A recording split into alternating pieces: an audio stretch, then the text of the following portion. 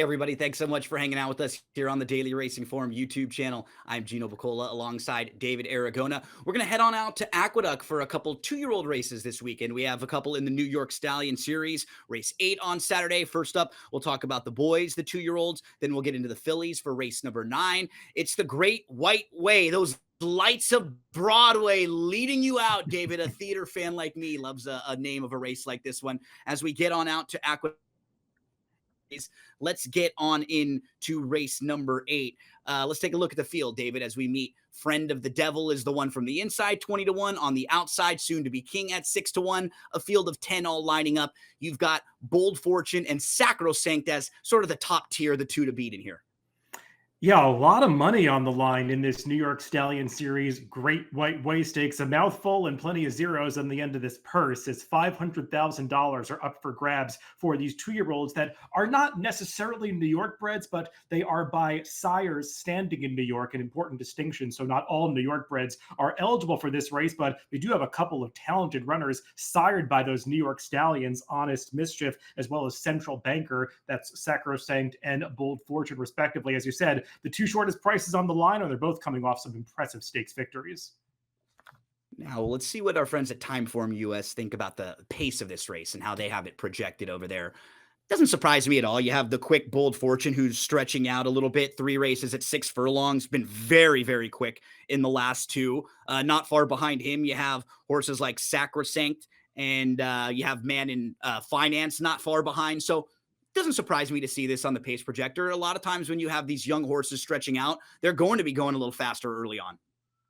Yeah, it does kind of feel like this pace has to heat up at least a little bit just due to the presence of those two favorites who have very similar running styles to each other. I think drawing inside, Sacrosanct is going to be under the gun, not to let Bold Fortune get away from him in the early stages. Sacrosanct of the two is the one who has shown the ability to stalk another horse, but I think breaking inside might force the hand of Manny Franco a little bit, and then we'll see what we get from the number 1, Friend of the Devil, if he does participate here. Do note that that horse is cross-entered in an allowance race on Sunday.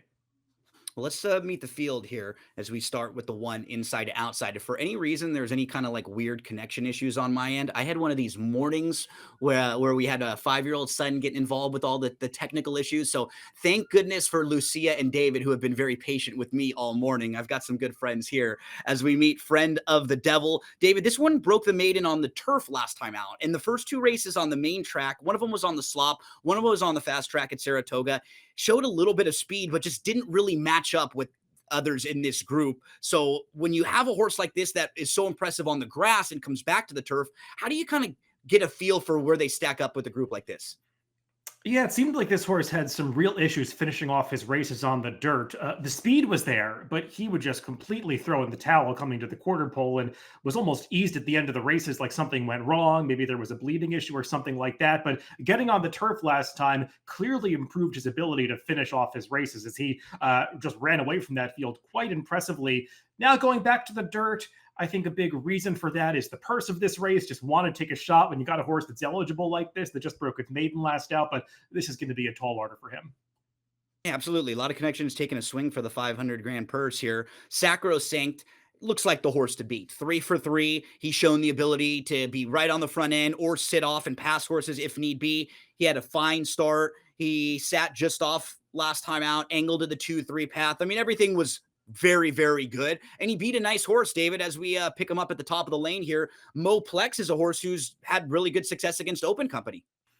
Yeah, Sacrosanct in this race, maybe not quite as visually impressive as you might expect from a 2-5 shot. But as you mentioned, Mo Plex, who was second in this race, a talented runner who had run well against open graded stakes foes in prior starts. So Sacrosanct did get a challenge from a serious racehorse last time and was able to see it out going the 1 mile distance. That might have been stretching his stamina to the limit. So I don't mind him turning back to the 7 furlongs here whatsoever. For me, it's just a question of the trip, drawing that inside post. How much speed is he going to show? Are they going to elect to take back and try to get outside of rivals? And are there risks involved with that? So at a likely short price, I just have some questions about what kind of journey he might work out in here. Smile in Two Honest Mischief is the next one, who's still a maiden now after 5 starts. Actually dropped down to the maiden $40,000 claiming ranks last time out and still couldn't seal the deal. Like we've mentioned before, this is a big race where if you're a New York bred and your connections want a chance to get stakes placing or a chance of this big purse, they're going to take a swing here. I just couldn't really get to making a strong case for this horse in this spot. Yeah, sometimes these types of races don't come up that strong, so connections will take a shot and see that the field is a little bit weak, so maybe they have a chance with a horse that might look overmatched at this level. Typically, that's not the case with this Great White Way division. There are some really talented New York breds in this race, and a horse like Too Honest Mischief just seems overmatched.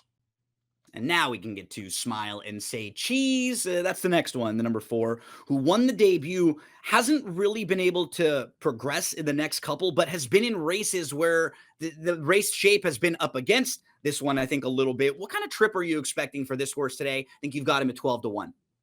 This is a tricky horse to evaluate. Based on raw talent, I think he's just as good as anybody in this field, and we saw that in his debut race when he was really green that day and still was able to win by over 4 lengths, beating some horses who came back to validate that speed figure, if not suggest that it could have been a little bit higher. Subsequent to that, mental issues have just gotten in his way. He bolted on the turn of that funny side in his race following the debut victory. Then he was similarly green getting out on the turn in the Bertram F. Bond Guard behind Sacrosanct. That was also a day where it seemed like the rail was favoring horse a little bit, which might have flattered Sacrosanct's performance and definitely worked against Smile and Say Cheese. I saw some signs that he was starting to figure things out last time in the Sleepy Hollow. Again, Dylan Davis rode him a little tentatively, knowing his antics and thinking he might get out, but he ran a much more professional race, and he still is a little bit goofy, but he was staying on at the end, and when he got that late challenge from Soon to Be King, who we'll talk about in a bit, for third, he really battled on to fight that rival to the wire. I think he's got the ability to be competitive in this race. He's going to get paced to close into. It's just a matter if he can take that next mental step forward. Yeah, he's a real pick 4, pick 5 horse for me, a type of horse who I think will be a really nice price that I want to include. I had a tough time like really keying in on him, but he was not a horse I wanted to completely eliminate from the conversation and from letting people know about a horse to use in exotics. I think there is an upside with him. I know you completely agree on that. The next one of the major players here, Bold Fortune. After the debut, when he lost to Sacrosanct, he was actually faster than Sacrosanct in the debut too, David, but he was a 4 wide and in between horses. So he had to back off, not to be kind of stuck in between and battling. And he backed off 2 lengths behind the leaders. And at the top of the lane, he was still in behind horses. I thought he was an okay third that day with just a less than beneficial trip. Then he came back and was put right on the front end in his next 2. He's been very impressive. He won a stakes race last out at Finger Lakes. Feels like one of the top players in here. Yeah, he's obviously a horse that has real talent. As you said, he didn't run that much worse than Sacrosanct when they met on debut. I agree. He's the one that had a right to take a step forward out of that race, and he certainly did, breaking his maiden by over 10 lengths next time out, and then winning this race at Finger Lakes, the New York Breeders' Futurity, so impressively. Was facing a pretty good rival in here in Under Whose Radar, who finished third, but I think it is worth noting Under Whose Radar was supposed to be maybe a pace rival for Bold Fortune last time. That rival didn't break so well from the inside, and it kind of allowed Bold Fortune to control things on the front end, and he was able to control the pace up front with nobody challenging him in the last couple of starts. I think he's going to get more pace pressure in this race, but the talent is there because he's run some of the fastest speed figures in this field. That's my biggest concern, what you just said. Like, I like him the most as a horse in this race. I'm just worried, can he sit off the pace a little bit if he has to, or has he been so good recently because he's been able to get those front end trips and just kind of pour it on late? We'll find out in this race. Make sure you get a little bit of value, though, if you like him.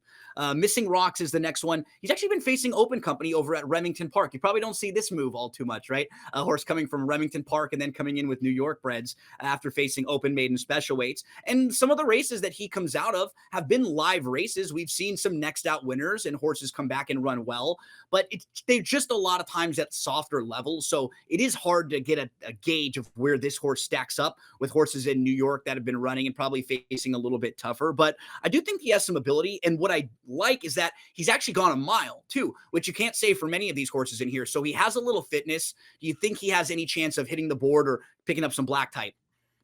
Yeah, when you handicap these types of races, you learn a little bit about which stallions are standing in the state. Who knew looking at Lee was even standing at stud commercially and doing so in New York, but he's got a son in this race. Obviously, Steve Asmus did train that runner and has this one as well. He's just going to have to significantly step it up from a speed figure standpoint, not facing the toughest field. So even though he's moving from open company to this New York Stallion Series race, I feel like this is a pretty big step up in class for him. Man in Finance is the next one we'll talk about.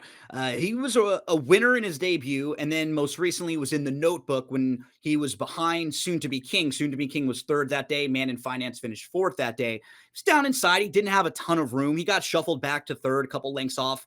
He had to angle around. He just couldn't really make up ground, and then he got passed by Soon to Be King afterwards. But he's probably a horse that projects to be like a major player in here. I think he's a little bit better than that running line would suggest. And you've got him at 5-1. So you sort of agree that he's going to take some support and going to take some action in here. What are your thoughts on Man in Finance?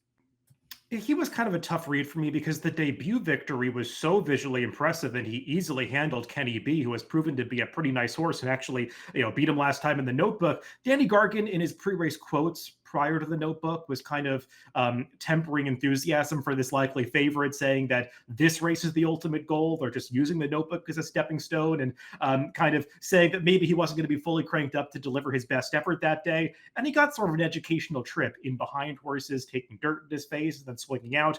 I wish he had done a little more running in the stretch. Maybe he'll do better in this spot. I question the stretch out to 7 furlongs a little bit because his pedigree is so sprint oriented, especially on the bottom side. But I won't be surprised when he runs a bit better in here.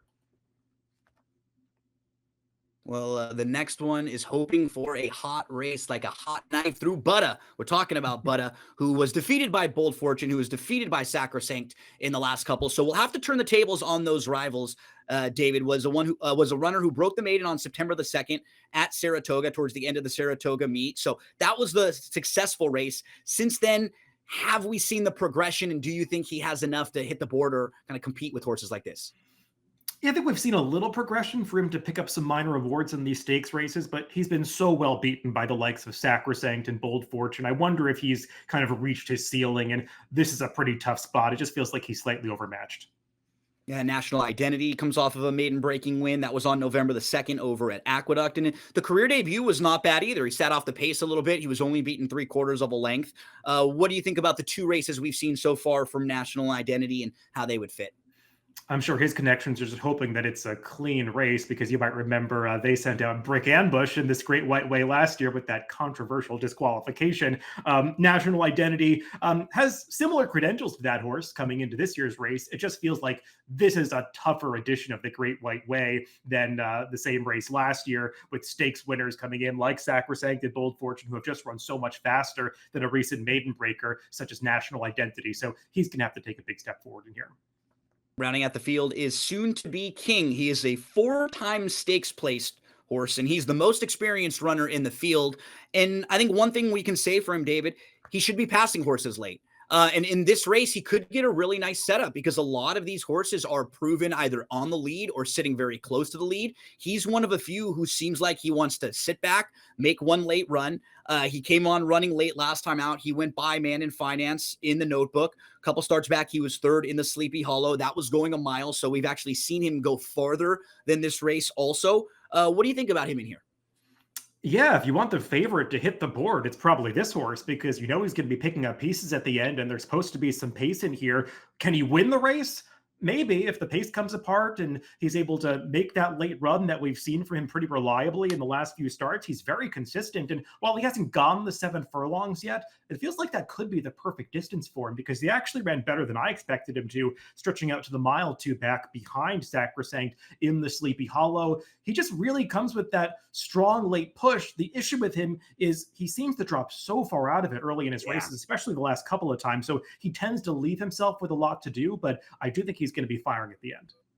And from a price standpoint, I think you have him pretty close to where he would be. If he floats up a little bit and he's somewhere in the like 8 to 10 to 1 range, I think that makes him pretty playable in here. Cause like you said, we feel like we know he's going to be passing a lot of these horses late. It's just how far back is he going to be? And maybe these horses towards the top with a little more tactical speed are a little bit better, but you certainly know what you're going to get from Soon to Be King as he rounds out this field. Let's see what you're going to get from us when it comes to selections. David, start us out. How are you going to stack this field up?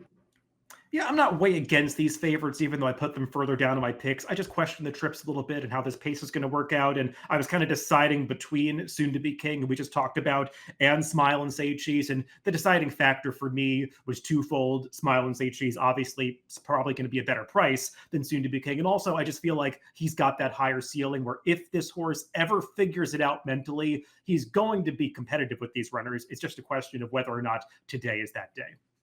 I wish I could be a little more creative in this one, but I had Bold Fortune just preferring him over Sacrosanct. I think Bold Fortune with the outside draw of the two of them, I prefer that of the two big speeds that probably have the most class in here. And then underneath, I talked about Soon to Be King. I'll get a little crazy, and maybe we can get the horse coming in from Remington to pick up a small piece here after facing Open Company and having a race going a little bit longer. Maybe there's some fitness on the cutback. Don't forget to subscribe to the Daily Racing Forum YouTube channel, and we'll have a preview of race number 9 from Aqueduct, which is the filly version of this race. Hey friends, you look like you're in need of a winner. If you enjoyed the great content right here, just click and subscribe right here and enjoy the great DRF.com race of the days, the phenomenal stakes previews, and so much more. Many of that content featuring me and my exceptional selections. Trust me, you won't regret it.